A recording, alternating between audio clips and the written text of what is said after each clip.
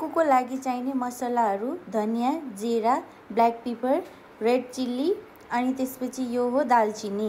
अब यसलाई हामीले सबै सँगै फ्राई गरिदिने एकछिनको लागि भुटेर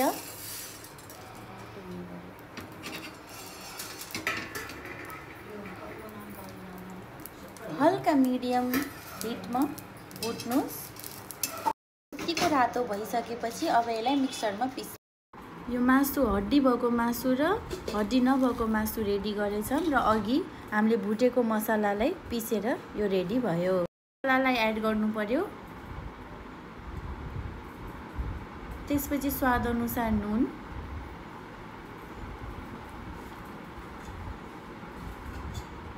रेड चिल्ली फ्लेक्स,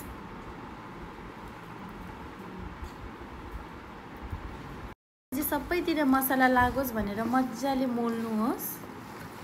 यसमा यो लसुन पिसेको र अदुवा पिसेकोलाई मजाले हालेर फेरि मुस्नु। अब मजाले मासु मोलिसकेपछि यसलाई कम्तीमा 5 घण्टा नत्र सक्नुहुन्छ भने 1 रात पुरै म्यारिनेट गरेर राख्नुहोस्। अघि म्यारिनेट गरेको मासु अहिले यस्तो भएको छ। अब म रातिमा पकाउन गइरहेको छु पक्कु।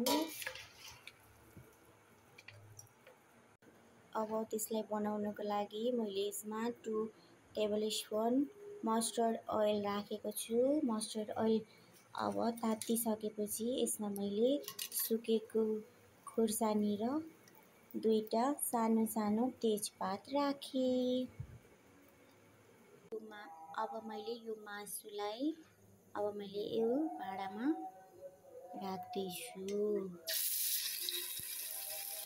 मासु मैले पुरै यसमा खनाइसकेपछि यसलाई अब मजाले चलाउनु पर्छ।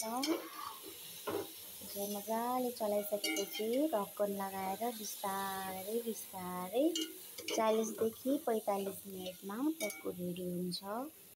अब भयो हाम्रो पक्कु रेडी, मिठो टेस्टी पक्कु खाना।